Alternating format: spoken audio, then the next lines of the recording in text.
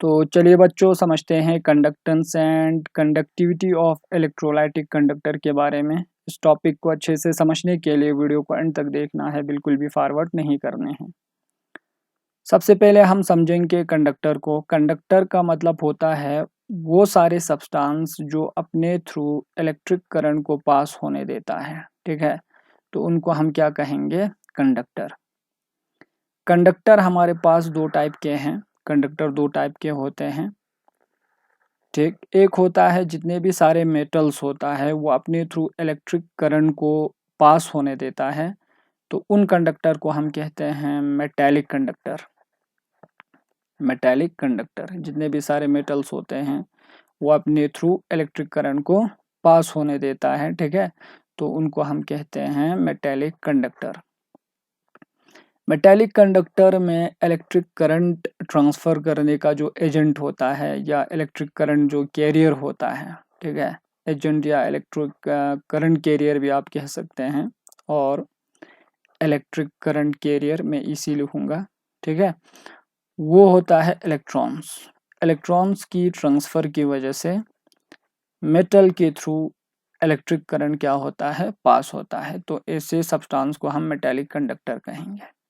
लेकिन हमारे पास कुछ ऐसे सॉल्यूशंस आते हैं, aqueous solutions like acid base salt, तो उनमें आयंस होते हैं। वो आयंस भी या वो सॉल्यूशन भी अपने थ्रू इलेक्ट्रिक करंट को पास होने देता है, तो उन कंडक्टर को हम कहेंगे इलेक्ट्रोलाइटिक कंडक्टर। बहुत ही सिंपल है, क्या कहेंगे? Electrolytic conductor. इलेक्ट्रोलाइटिक कंडक्टर में, ठीक है, इलेक्ट्रोलाइटिक कंडक्टर में जो इलेक्ट्रिक करंट कैरियर होता है, ठीक है, इलेक्ट्रिक करंट कैरियर वो एक्चुअली आयंस होता है, ठीक है, आयंस। और इन आयंस को हम क्या कहेंगे? इलेक्ट्रोलाइट्स।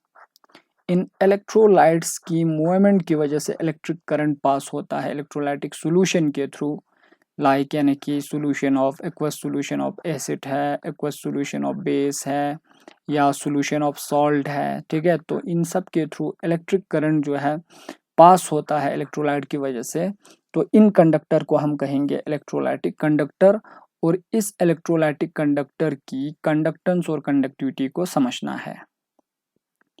तो चलिए आगे बढ़ते हैं। देखो, सबसे पहले हम समझेंगे कंडक्टेंस को। कंडक्टेंस को समझने के लिए आप सबको पता है इलेक्ट्रोलाइटिक सॉल्यूशंस जो इलेक्ट्रोलाइटिक सेल्स के अंदर हम लेते हैं, ठीक। इलेक्ट्रोलाइटिक सेल्स एक कंटेनर, और इस कंटेनर के अंदर दो इलेक्ट्रोड हम इस तरीके से इलेक्ट्रोलाइटिक सॉल्यूशन में डिप करते हैं, ठीक है। ये दूसरा इलेक्ट्रोड, और इन इलेक्ट्रोड को हम एक्सटर्नल बैटरी के साथ क्या करते हैं? कनेक्ट करते हैं। उम्मीद करता हूँ ये तो आपको पता होगा, ठीक है, ये हमने पढ़ा है। बैटरी का ये पॉजिटिव टर्मिनल और ये नेगेटिव टर्मिनल, ठीक। और इस कंटेनर के अंदर हम सॉल्यूशन लेते हैं, और इन सॉल्यूशन को हम कहेंगे इलेक्ट्रोलाइटिक सॉल्यूशन, जिसमें आयंस होता है जैसे A+B-, और इन्हीं आयंस को हम क्या कहेंगे? इलेक्ट्रोलाइट। और इन्हीं इलेक्ट्रोलाइट की वजह से इलेक्ट्रिक करंट ट्रांसफर होता है इस सॉल्यूशन के थ्रू, ठीक है, इलेक्ट्रोलाइट्स या आयंस, ठीक है। अब यहाँ पर जो एनोड होता है उस पर ऑक्सीडेशन होता है, तो यहाँ पर पॉजिटिव टर्मिनल को हम कहेंगे एनोड, ये इलेक्ट्रोड एनोड है, और नेगेटिव पोर्शन टर्मिनल को हम क्या कहेंगे? कैथोड। तो ये कंप्लीट इलेक्ट्रोलाइटिक सेल्स है हमारे पास, ठीक। अब यहाँ पर देखो, इलेक्ट्रोलाइटिक कंडक्टर की, जैसे एक इलेक्ट्रोलाइटिक कंडक्टर, ये इलेक्ट्रोलाइटिक सेल्स हमारे कंडक्टर हैं, ठीक है। यहाँ पे जो सॉल्यूशन हम ले रहे हैं इसके पास थ्रू जो है इलेक्ट्रिक करंट पास होगा, तो इसकी कंडक्टेंस क्या होगी? ठीक है, कंडक्टेंस। तो इसको समझने के लिए, ठीक है, कंडक्टेंस को समझने के लिए रेजिस्टेंस को समझना है। अगर हम नॉर्मल तरीके से कहें तो एक्चुअली कंडक्टेंस क्या होता है? कंडक्टेंस इज द प्रॉपर्टी, ठीक है, ऑफ इलेक्ट्रोलाइटिक कंडक्टर। ये इलेक्ट्रोलाइटिक कंडक्टर की प्रॉपर्टी होता है, property of electrolytic electrolytic conductor, electrolytic conductor, it is the protic conductor, ठीक है, electrolytic conductor which facilitate the flow of, which facilitate the flow of electricity, the flow of electricity या electric current भी आप कह सकते हैं, electricity through it, जो अपने थ्रू जो है इलेक्ट्रिसिटी को पास होने देता है। इस प्रॉपर्टी को, इलेक्ट्रोलाइटिक कंडक्टर की इस प्रॉपर्टी को हम क्या कहेंगे, कंडक्टेंस, और कंडक्टेंस को हम डिनोट करते हैं कैपिटल C से। कंडक्टेंस जो है, कंडक्टेंस को समझने के लिए रेजिस्टेंस पता होना चाहिए। रेजिस्टेंस का मतलब होता है इलेक्ट्रिक करंट जब फ्लो होता है तो कितना रास्ते में हैम्परिंग क्रिएट्स होता है, तो उसको हम कहेंगे रेजिस्टेंस। तो एक्चुअली जितना रेजिस्टेंस होगा, ज़्यादा रेजिस्टेंस होता है उतना कंडक्टेंस कम होता है। तो एक्चुअली कंडक्टेंस जो है वो रेसिप्रोकल ऑफ क्या होता है, रेजिस्टेंस, जैसे आप फिजिक्स में भी पढ़ते हैं, ठीक है। तो कंडक्टेंस को हम ऐसे भी लिख सकते हैं, it is the reciprocal of resistance, it is the reciprocal of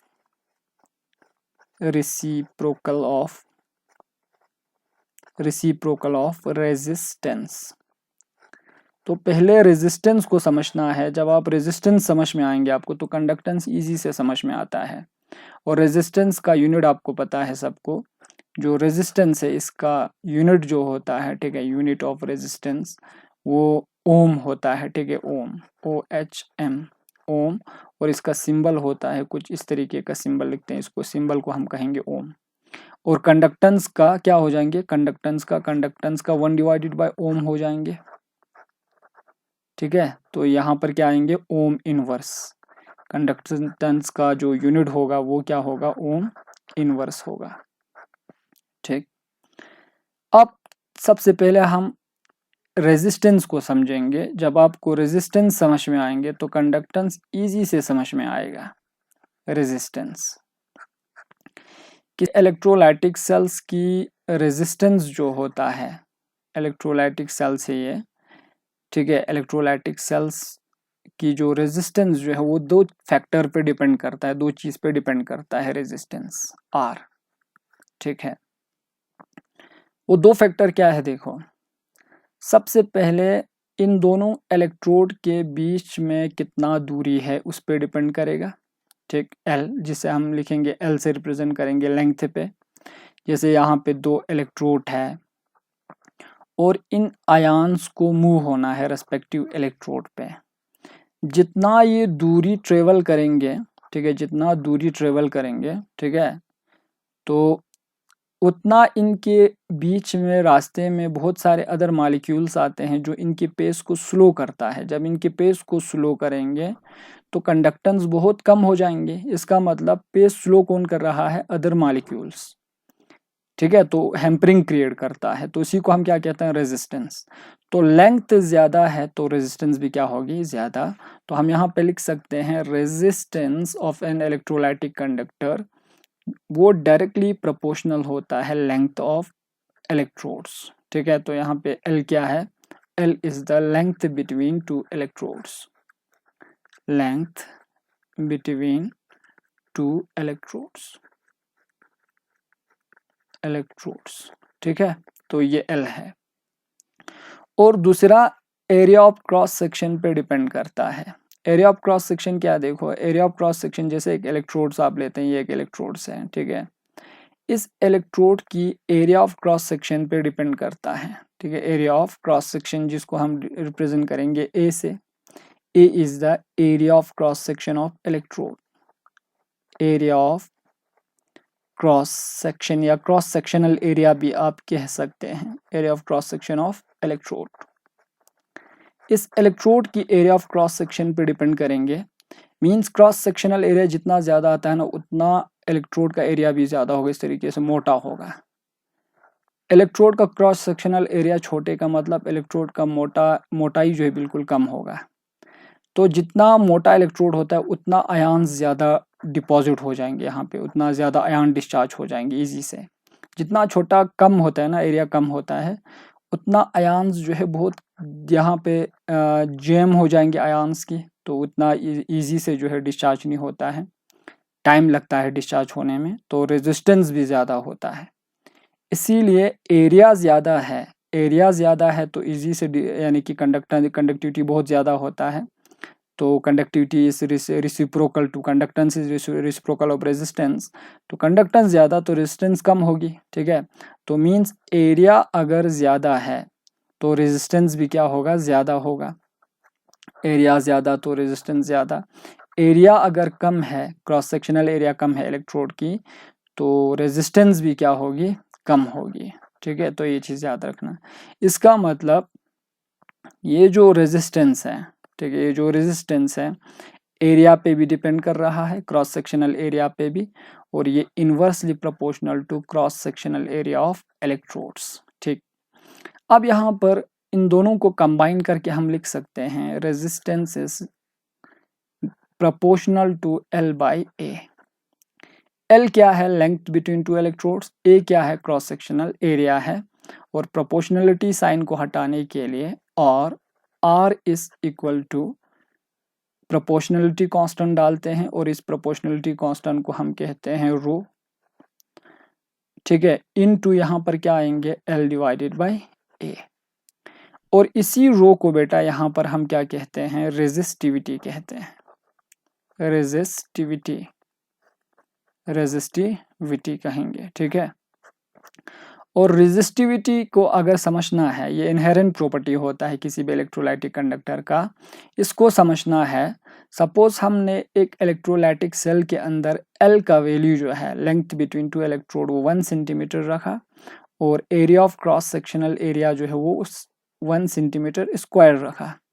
तो यहाँ पे उस समय रेजिस्टेंस जो है उस इलेक्ट्रोलाइटिक कंडक्टर का, वो किसके बराबर हो जाएंगे, रेजिस्टिविटी के।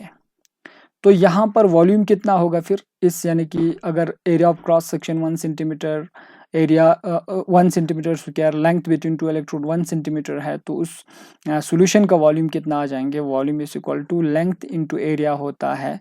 तो ये भी 1 सेंटीमीटर और ये 1 सेंटीमीटर स्क्वायर है, तो वॉल्यूम हो जाएंगे 1 सेंटीमीटर क्यूब। और इस 1 सेंटीमीटर क्यूब को 1 cc भी लिखते हैं, 1 cc का मतलब होता है क्यूबिक सेंटीमीटर, ठीक है। और यहाँ पे और एक चीज़ याद रख लो, 1 सेंटीमीटर क्यूब जो है 1 ml के बराबर होता है, ये चीज़ याद रखना है। तो 1 ml सॉल्यूशन में, ठीक है, इलेक्ट्रोलाइटिक कंडक्टर्स की जो रेजिस्टेंस होता है, एक्चुअली उसी को हम क्या कहते हैं, रेजिस्टिविटी। तो यहाँ पे रेजिस्टिविटी को हम इजी से लिख सकते हैं, रेजिस्टिविटी इज द, ठीक है, it is the resistance of, it is the resistance of 1 ml electrolytic solution या electrolytic conductor, ठीक है, कंडक्टर। तो इसको हम क्या कहेंगे, रेजिस्टिविटी। तो ये होता है रेजिस्टिविटी और रेजिस्टेंट होता है, ठीक है। अब आगे बढ़ते हैं। देखो अब हमको पता है कंडक्टेंस, ठीक है, कंडक्टेंस जो है वो रेसिप्रोकल ऑफ क्या होता है, रेजिस्टेंस होता है। अब यहाँ पे रेजिस्टेंस की जगह अगर आप फॉर्मूला यूज करेंगे, रेजिस्टेंस जो है अभी हमने, ठीक है, डिराइव किए, रेजिस्टेंस जो है वो रो इनटू क्या होता है, L बाई A होता है। तो रेजिस्टेंस की वैल्यू को यहाँ पर पुट करेंगे तो ये हो जाएंगे 1 divided by rho into L by क्या हो जाएंगे, A, ठीक।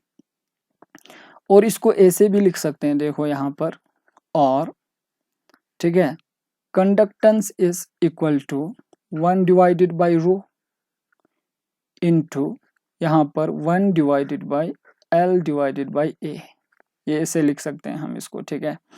और यहाँ पे R क्या, ये रो क्या है, रो रेजिस्टिविटी है, तो यहाँ पे रेजिस्टिविटी रेसिप्रोकल है, तो रेसिप्रोकल ऑफ रेजिस्टिविटी को हम कंडक्टिविटी कहते हैं, जिसको हम कहेंगे कप्पा से रिप्रेजेंट करते हैं। ये होता है कप्पा। तो यहाँ पे और एक चीज समझ में आया, kappa is equal to 1 over क्या आएंगे rho, and it is 1 over rho को हम कहते हैं रेसिप्रोकल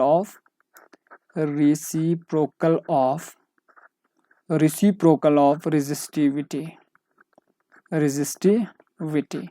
तो रेसिप्रोकल ऑफ रेसिस्टिविटी को हम कहते हैं कंडक्टिविटी, जिसको हम रिप्रेजेंट करते हैं कप्पा से। कप्पा को कहते हैं कंडक्टिविटी ऑफ इलेक्ट्रोलाइटिक कंडक्टर, और कंडक्टेंस भी कहते हैं स्पेसिफिक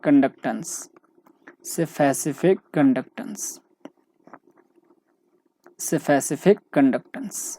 ठीक है, तो कप्पा से। अब यहाँ पर इधर देखो से, यहाँ पर जो हमने लिखा, ठीक है, इस यानी कि 1 ओवर रो के जगह जो है कप्पा हम लिख सकते हैं। तो और conductance is equal to kappa, ठीक है, kappa into 1 over L by A कहें, ए के बराबर हो जाएंगे। ठीक है, अब और एक चीज को समझना है। ठीक है, किसी भी इलेक्ट्रोलाइटिक सेल्स जब आप बनाते हैं तो इलेक्ट्रोलाइटिक सेल्स में दो चीज बिल्कुल फिक्स हो जाता है, कांस्टेंट बन जाता है। और वो दो चीज कांस्टेंट बनने वाला वो दो यानी कि चीज क्या है, देखो, एक है दो इलेक्ट्रोड के बीच की दूरी। जब आप सेल के अंदर दो इलेक्ट्रोड को फिक्स कर देंगे तो इनका डिस्टेंस जो है बिल्कुल यानी कि L जो है वो कांस्टेंट बन जाता है, फिक्स हो जाता है। एक ये कांस्टेंट बन जाएंगे L। और दूसरा, अगर आप एक इलेक्ट्रोड लेते हैं, ठीक है, इलेक्ट्रोलाइटिक सेल्स के अंदर, तो इसका area of cross sectional area जितना आप लेंगे उतना यानी कि फिक्स हो जाएंगे, और इसको बाद में आप चेंज नहीं कर सकते हैं। तो दो चीज यहाँ पे कांस्टेंट बन रहा है, एक जो है length of the electrolytic cells, और दूसरा area of cross section of electrodes. तो ये दो चीज कांस्टेंट बन रहा है।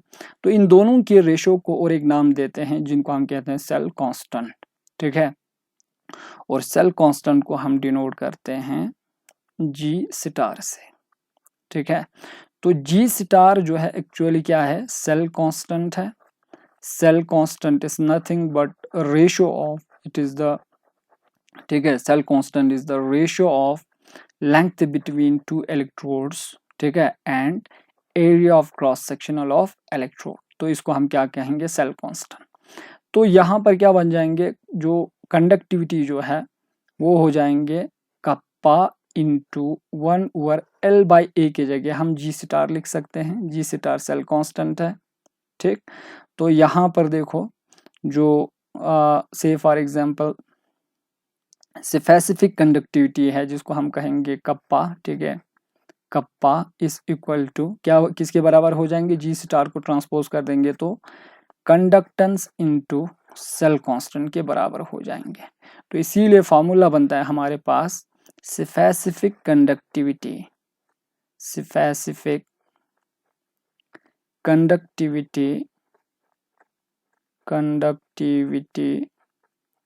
इज इक्वल टू, ठीक है, कंडक्टेंस इनटू क्या होता है, cell constant, conductance into cell constant. तो ये चीज याद रखना है, इन सबको याद रखना है। ठीक है, और यहाँ पर हम स्पेसिफिक कंडक्टिविटी को हम डिफाइन कर सकते हैं। ठीक है, इसकी डिफिनेशन क्या होगी, देखो, स्पेसिफिक कंडक्टिविटी की हमको पता है कंडक्टेंस इज इक्वल टू किसके बराबर था, ठीक है, कंडक्टेंस इज इक्वल टू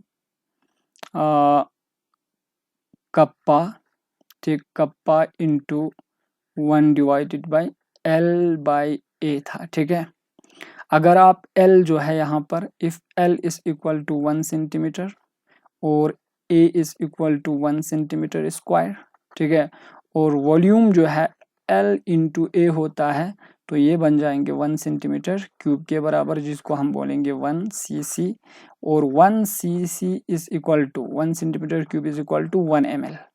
ठीक है, तब उस समय जो कंडक्टेंस जो है वो बराबर हो जाएंगे कप्पा के। ठीक है, और यहाँ से हम डिफाइन कर सकते हैं स्पेसिफिक कंडक्टिविटी को, मींस उस समय हम कह सकते हैं स्पेसिफिक कंडक्टिविटी, ठीक है, स्पेसिफिक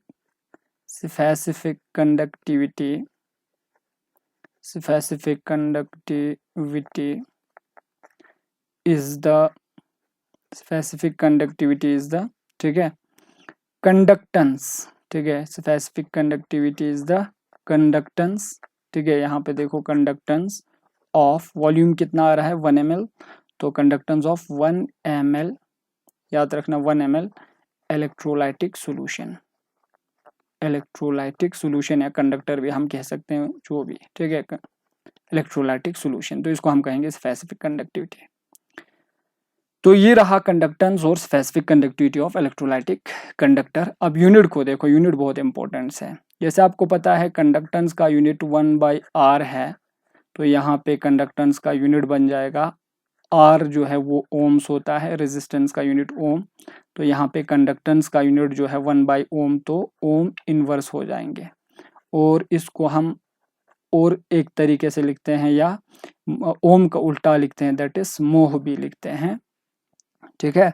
और इसको हम कहते हैं, ठीक है, 2 यूनिट है, तो ये ओम इनवर्स या मोह लिखते हैं, this is the unit of conductance, ठीक है, यूनिट्स। तो ये यूनिट्स पूछा जाता है, तो ये चीज याद रखना है, कंडक्टेंस का यूनिट क्या है, ओम इनवर्स या मोह, रेजिस्टेंस का क्या होता है, ओम होता है, ठीक है। स्पेसिफिक कंडक्टिविटी का यूनिट जो है आप देख सकते हैं, स्पेसिफिक कंडक्टिविटी का यूनिट, ठीक। तो specific conductivity that is kappa, kappa equal to क्या होता है, ठीक है, kappa is equal to, kappa भी हमने पता किया, कप्पा इज इक्वल टू, ठीक है, C इंटू जी स्टार होता है। और C का यूनिट क्या होता है, C का ओम इनवर्स होता है, ठीक है, ओम इनवर्स। और G स्टार का यूनिट क्या होगा, देखो G स्टार का यूनिट होगा, G star is cell constant है, और सेल कांस्टेंट का यूनिट होता है, L का सेंटीमीटर है, और area of cross section centimetre square, इन दोनों को कट कर दो तो ये बन जाएंगे सेंटीमीटर इनवर्स। तो यहाँ पे ओम इनवर्स, ठीक है, ओम इनवर्स सेंटीमीटर क्या हो जाएंगे, इनवर्स। और ओम इनवर्स को देखो यहाँ पे, ठीक है, इसका और एक यूनिट है कंडक्टेंस का, ओम इनवर्स को हम साइमेंस भी कहते हैं, साइमेंस, ठीक है। तो यहाँ पर हम लिख सकते हैं, और स्पेसिफिक कंडक्टिविटी का यूनिट हो जाएंगे साइमंस, साइमंस सेंटीमीटर इनवर्स, और साइमन को S लिखते हैं, तो S सेंटीमीटर इनवर्स भी लिखा जाता है, ये यूनिट है इस यानी कि स्पेसिफिक कंडक्टिविटी का। और ये है सेल कांस्टेंट का यूनिट, सेल कांस्टेंट का यूनिट कितना है, सेल कांस्टेंट का यूनिट है बेटा सेंटीमीटर इनवर्स और मीटर इनवर्स। तो ये रहा बेटा इलेक्ट्रोलाइटिक सॉल्यूशन या इलेक्ट्रोलाइटिक कंडक्टर्स का कंडक्टेंस और specific conductivity. Next video lessons में इक्विवेलेंट कंडक्टेंस और मोलर कंडक्टेंस के बारे में डिस्कस करेंगे। So thanks for watching my video lesson.